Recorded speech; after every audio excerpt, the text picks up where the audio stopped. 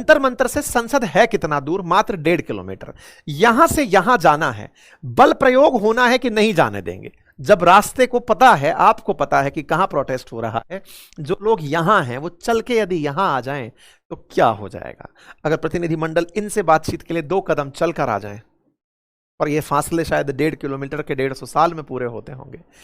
चलने वाली जनता शुरू हुई। पहली तस्वीर इस तरह निकल कर आई जब प्रदर्शनकारियों पर, जो शांतिपूर्ण तरीके से संसद की तरफ जाना चाह रहे थे, अपनी बात रखने, ध्यान रखिए ये सदन में जा क्यों रहे थे? ताकि इनकी बातों को सुना जाए कि भाई हमारी बातें रख देना सब वहां पे, आप इलेक्टेड हो, सुन लेके हमारी बात बोल देना। इनको कूटना शुरू किया जाता है, कूटना शुरू किया जाता है, भीड़ तितर बितर हो जाती है और फिर मारधाड़ की तस्वीरें बाहर आना शुरू होती हैं। लगभग 11 बजते हैं।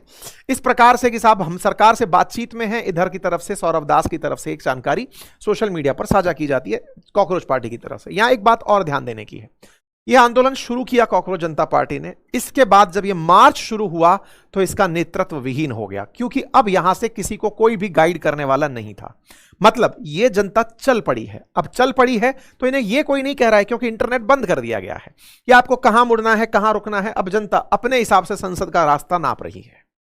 इधर सदन से बातचीत भी हो रही है तो उसका फर्क जनता पर नहीं पड़ रहा है। इधर आम आदमी पार्टी की तरफ से मनीष सिसोदिया और ये तमाम नेता यहां पर पहुंचकर संजय सिंह समर्थन करने पहुंचते हैं।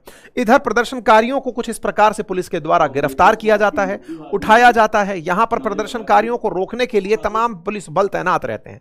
फिर कुछ ऐसी तस्वीरें निकलकर आती हैं जैसे डिनाई किया गया पुलिस के द्वारा, लेकिन तस्वीरें खुद चीख चीख कर कह रही हैं कि यह भी नहीं देखा जा रहा है कि लग कहां रहा है। यह आप में से बहुत सारे लोगों को एक संदेश भी है, जिनमें से बहुत से लोगों को यह लगता है सही तो किया होगा, क्योंकि कई ऐसे ट्वीट्स भी मुझे पिछले वाले वीडियो के कमेंट बॉक्स में मिले थे कि सर सही तो किया होगा ना, ये देश की संसद के पास पहुंच रहे थे। किसकी है वो संसद? उस संसद पे बैठने का अधिकार, संसद में बैठने का अधिकार आप ही ने दिया है। बोले नहीं नहीं सर, जिनने चुन के दिया है वो तो बैठ ही रहे ना, ये तो थोड़ी इन्होंने वोट थोड़ी दिया, तो क्या हो गया? सरकार उनकी नहीं होती जिनके समर्थन नहीं होते। सरकार सबके लिए होती है। लोकतंत्र भीड़ तंत्र नहीं है, बहुमत का शासन नहीं है। जो आपके विरोध में है उसके लिए भी आपको नीतियां बनानी है, आपको उसकी भी सुननी है। यही लोकतंत्र की खूबसूरती है। फिर तो तानाशाही में और लोकतंत्र में अंतर क्या रह जाएगा? तस्वीरें क्या चिल्ला चिल्ला कर कह रही हैं यह समझाने की आवश्यकता नहीं है, लेकिन यह भीड़ का हुजूम, यह किसी का बेटा, किसी का भाई, कोई प्रतियोगी परीक्षा का छात्र, ये सब यहां पर खड़े होकर के किसी के हित की लड़ाई लड़ रहे हैं। अगर ये राजनीतिक कार्यकर्ता भी हैं तो अपराधी नहीं है। ये जब भी इस तरह की मार होती है ना, ये पुलिस का शासन है। आपको याद हो तो महात्मा गांधी जी ने इसी के चलते शासन में विश्वास नहीं कहा था, इसीलिए उन्हें अराजकतावादी कहा जाता था। कहा जाता था कि वो कहते थे कि नहीं, मैं सत्ता में शामिल नहीं होऊंगा, क्योंकि सत्ता पुलिस के दम पर शासन करती है और वो अराजकतावादी होती है। मतलब वो शासन दम पर करती है, बल के प्रयोग से करती है। महात्मा गांधी जी को इसीलिए कहते हैं पंचायती राज से सरकार को ऊपर ले जाने का विचार था उनका। खैर, फिलहाल के लिए तस्वीरें निकल कर आती हैं। दिल्ली पुलिस कहती है कि साहब जितनी भी न्यूज आ रही है उन पर ध्यान मत देना, फेक है, ऐसा कुछ भी नहीं हुआ है। इस बीच में सोनम वांगचुक का फिर से ट्वीट आना शुरू होता है कि देखो मेरी जो तबीयत है उसको लेकर के मैं सभी से यही कहूंगा कि भाई मैं इस मार्च को ज्वाइन करना चाहता हूं और यह मार्च होना चाहिए। सौरभ दास अपनी तरफ से इस बीच में आशुतोष राखा के साथ निकल करके मिलने पहुंच जाते हैं नड्डा जी के सामने। इस बीच में बारिश आ जाती है। जिन रास्तों को पुलिस ने ब्लॉक कर दिया था उसके दूसरी तरफ से निकले हुए रास्तों से प्रदर्शनकारी पहुंचना शुरू हो जाते हैं। ये छात्र जो आंदोलन करते रहे छात्र हैं, ये वहां से निकलते हैं, पहुंचना शुरू हो जाते हैं। ये तस्वीर जब निकल कर आती है, संसद के अंदर की तस्वीर देखनी चाहिए। इधर ये लोग चल रहे हैं और उधर संसद के अंदर की तस्वीरें आती हैं। सुरक्षा अधिकारी भागने शुरू होते हैं कि कहीं संसद के अंदर भीड़ ना घुस जाए, क्योंकि ये दूसरे रास्ते से आ रहे हैं। जिसकी तैयारी इन लोगों ने की थी वो रास्ता ये नहीं था। ये तस्वीरें निकल कर आती हैं और इन तस्वीरों में कुछ ऐसी तस्वीरें जिसमें क्यूआरटी गन लगाकर खड़ी है कि आते ही शूट कर देंगे, वाटर कैनन लेकर के अग्निशमन के कर्मचारी खड़े हैं कि पानी से उन्हें दूर भगा देंगे।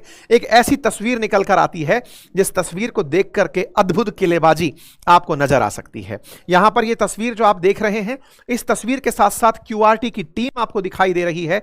साथ में कुछ ऐसी तस्वीरें जिसको आप देख करके अंदाजा लगा सकते हैं कि कैसे गन लगाकर अगर कोई गेट के अंदर घुसा तो उसे मार दिया जाएगा। जैसे कभी देश के अंदर आतंकवादी संसद में घुसे थे तो उन्हें मार दिया गया था, बिल्कुल उस तरह से यहां पर तैयारी कर दी जाती है कि साहब अब सिंबॉलिक ही सही, देखो मारा जाएगा।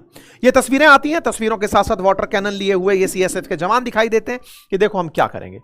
इधर की तरफ लाठीचार्ज होना शुरू होता है, जिस भी रास्ते से जो आ रहे हैं उनके ऊपर लाठीचार्ज, और लाठीचार्ज इस तरह से कि घायल हुए लोगों को जमीन में ही पड़ा छोड़ दिया गया, कोई उठा नहीं रहा है, जैसे कि वो पता नहीं क्या मांग रहे हो। ये कचरे में पड़ा हुआ एक छात्र आपको तस्वीरों में दिख रहा होगा, जिसको इस तरह कदर पीटा गया कि वो यहां घायल हो गया, लेकिन कोई पुलिसकर्मी झुकने के लिए भी तैयार नहीं। यहां तो उनकी दुश्मनी चल रही है, यहां पर पीटा जा रहा है। ये पीटना अगर भीड़ को तितर बितर करने का प्रयास था तो घायलों की सुरक्षा का अधिकार किसके पास था? भीड़ पर आंसू गैस के गोले छोड़े जाते हैं, आरटी में कवर होना शुरू होता है, अंतर्राष्ट्रीय मीडिया इसको कवर करना शुरू होती है, तमाम राजनीतिक दल फिर इसके ऊपर अपनी प्रतिक्रिया देना शुरू करते हैं। फिर चाहे जितने भी राजनीतिक दल विपक्ष के हैं, स्वाभाविक सी बात है सत्ता पक्ष तो क्या ही लिखेगा, लेकिन विपक्ष की तरफ से यहां पर तमाम चीजें। इसी बीच में लोकसभा के अंदर मतलब हमारी संसद के अंदर मल्लिकार्जुन खड़गे जी इस बात को उठाते हैं कि साहब जंतर मंतर पर लाठीचार्ज हुआ है। जैसे ही यह बात बोली जाती है सदन तुरंत बर्खास्त कर दी जाती है कि नहीं एडजर्न एडजर्न नहीं सुनेंगे, नहीं सुनेंगे, नहीं सुनेंगे, क्या बोल दिया, क्या बोल दिया। सदन को तत्काल प्रभाव से एडजर्न कर दिया जाता है। राजनेताओं बाहर निकल कर आते हैं, बोलते हैं कि ये हमारे बच्चे हैं और इन पर इस तरह का लाठीचार्ज गलत है। इसी बीच में उमर अब्दुल्ला दिखाई देते हैं, वो जम्मू कश्मीर की मांग लेकर के ऑटो से बैठ करके अपना प्रोटेस्ट अलग दिशा में चला रहे होते हैं। इस बीच में एक वीडियो और वायरल होता है जिसमें कि नितिन गडकरी जी का पुराना वीडियो, जिसमें ये वो खुद कहते हुए पाए गए हैं कि लोकतंत्र के अंदर विरोध करना, इस तरह से प्रदर्शन करना, भूख हड़ताल करना, यह तो बिल्कुल संवैधानिक अधिकार है। लोग ये वीडियो निकाल निकाल कर पूछ रहे हैं कि यह सरकार अब कब सुनेगी कि यह संवैधानिक अधिकार है। इसी बीच में चर्चा अभिजीत दीपके की तरफ से निकल कर आती है कि सोनम सर की वाइफ के बाल खींच लिए गए हैं, बाल खींचकर उन्हें प्रताड़ित किया जा रहा है। यहां पर पुलिस की जो मार है उसकी तस्वीरें निकलकर सामने आती हैं, लोगों को किस बेरहमी से पीटा जा रहा है ये तस्वीरें आपके सामने हैं।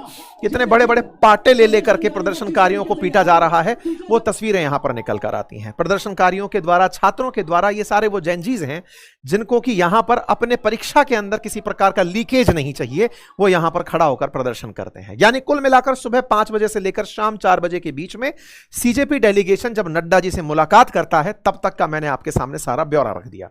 इस बीच में कॉकरोच जनता पार्टी और आंदोलनकारियों को जंतर मंतर से पूरी तरह टीन टेंट सब उखाड़ करके हटा दिया जाता है। इस बीच में नड्डा जी से मिलने के लिए सीजेपी की तरफ से 2 लोग पहुंचते हैं। नड्डा जी को इन्होंने अपनी मांगे रखी। मांगों में जो बातें थी वो कुछ इस प्रकार से थी। यहां पर नड्डा जी कहते हैं कि पहली बार प्रदर्शनकारियों की तरफ से सरकार से बातचीत की पेशकश हुई है। सरकार ऐसे ही होती है। इसमें यह बात लिखी गई है कि 4 बजे मुझे लिखित याचना मिली और लिखित याचना मिली तो हम बात करने को तैयार हो गए। यहां 3 डिमांड बाहर आई। पहला, सोनम वांगचुक को बिना किसी प्रकार की रोक टोक के मूवमेंट दिया जाए, उनकी पसंद के अस्पताल में एडमिट रहने दिया जाए। धर्मेंद्र प्रधान को रेजिग्नेट किया जाए या फिर उनको हटा दिया जाए। धर्मेंद्र प्रधान के बारे में यह मांग की गई। और जो बच्चे मरे हैं, जिनको मतलब जो सुसाइड किए हैं, जो इस दुर्घटना में मरे हैं, पेपर लीक के कारण जो मरे, उन्हें प्रति व्यक्ति 1 करोड़ रुपया दिया जाए।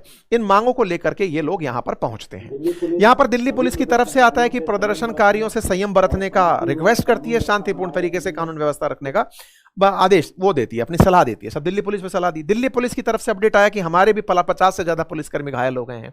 तो सब दोनों तरफ से घायल हो गए हैं, दोनों तरफ से घायल होते हैं। तो इस बात में दिल्ली के गृह सचिव, आईबी चीफ और कमिश्नर की बैठक का अपडेट आता है। आगे क्या और क्या हो?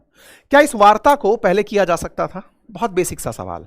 क्या सरकार की तरफ से कोई भी प्रतिनिधि इस बात को नहीं जान रहा था कि कुछ ऐसा आंदोलन 20 तारीख को होने वाला है, उनसे बात कर ली जाए? किस बात का एरोगेंस था? किस बात की चिढ़ मचाई जा रही थी? आप में से बहुत सारे लोग इस बात के समर्थक होंगे कि ऐसे तो कल को किसी भी नेता के खिलाफ कोई प्रोटेस्ट करेगा तो फिर तो नेता को हटा दिया जाएगा। सच माने तो आप राइट टू रिकॉल इसे ही कहते हैं। लोकतंत्र की अगर आप बहुत फेयरनेस तक जाना चाहें ना, तो स्कैंडिनेवियन कंट्रीज में राइट टू रिकॉल है। अगर आपको लगता है कि हमारा नेता चुना हुआ सही से काम नहीं करना है तो इसे हटाइए, पद से हटाइए। राइट टू रिकॉल है ये। सही में डेमोक्रेसी के अंदर अगर आप और पदों पर चलते चले जाएंगे, डेमोक्रेसी में वोट देना मैंडेटरी किया जाना चाहिए, अकाउंटेबिलिटी तय होनी चाहिए। हमारे देश के अंदर राजनेता अकाउंटेबल नहीं होते, इसीलिए ये प्रोटेस्ट हो रहे हैं। जिस ब्रिटेन से हमने ये सब सीखा ना, उसने अपने आप पर अकाउंटेबिलिटी अपना ली है, अपडेट कर लिया है खुद को, हम नहीं अपनाए हैं। वहां पर अगर कोई भी जिम्मेदार हो, आप ही के सामने ब्रिटेन के पिछले मतलब भारत के अंदर पिछले 10 साल और ब्रिटेन के अंदर 6 प्रधानमंत्री बदल चुके हैं, जिम्मेदारियों में फेल मार जा रहे हैं तो हट जाते हैं, अरे हट गए। सोनम वांगचुक एक्टिविस्ट हैं, इनका पॉलिटिकल इंक्लिनेशन निकाल लीजिए कि चलो ये कांग्रेस से हैं कि आम आदमी पार्टी से हैं। अपोजिशन भी तो देश का ही होता है, अपोजिशन देश का होता है, तो ऐसे में इनकी बातें सुनने में गुरेज क्या है? अनशनकारी है, सुन लीजिए ना बात क्या है, कोई मध्यम मार्ग निकालिए।